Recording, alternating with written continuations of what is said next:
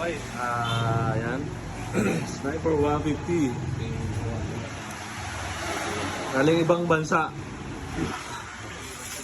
Galing ibang bansa ginawa. Alright. Ito. Maraming concern yung may-ari. Dinaluwagan yung mga tornilyo. Ayan. Marami kanina. Nat-check natin. Ito mga tornilyuhan dito.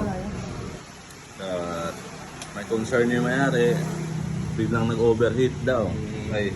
Ito yung nakikita natin. Number 1. Itong agad. Ayan. Langis. Inirepress daw to sa ibang bansa. Sa Amerika siguro ginawa. Tapos dito may nakita tayong napaka tindi. Ang ganda ng tensioner na ito Okay, wala nakita din yan. Yan. Yung sa decompression pin, May tali pa. para hindi umingay, tinalian. Ayan. Iwan ko kung nasaan yung decompression pin nito. Kailangan yun natin para ibalik to. Di na siguro makita ng decompression pin, kaya itong ginawa. Good. Paanda rin nga natin kung ano itsura nito.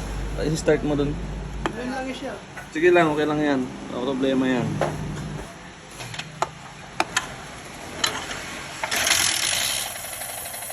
Okay naman, solid naman. Tahimik nga talaga. Oo. Tahimik kasi nga wala na ano dito.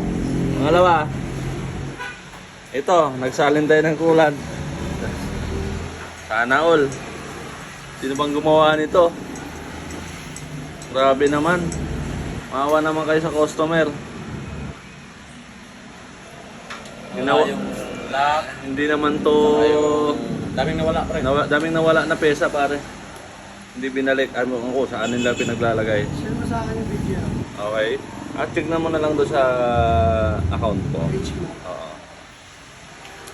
Kaya pag nilagyan ng kulan, ayan, diretso na. Ewan ko, sino nakaisip nito? Hindi naman to water cooled tong motor na to eh. May kulan. Bakit yung tinanggalan ng impeller? Ewan ko kung merong pang aso durog. Bunutin mo nga sandali. Habang hindi pa mahaba yung video. Yung. Ito. Hindi mo 8. Oh.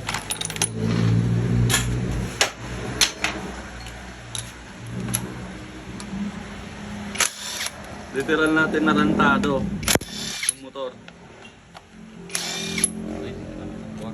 Ang restrict natin. Awa naman tayo sa customer. Huwag natin gawing barobal yung makina. Ayan. Yan o.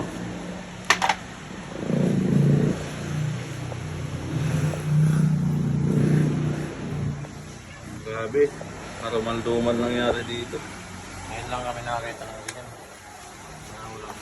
First time pare.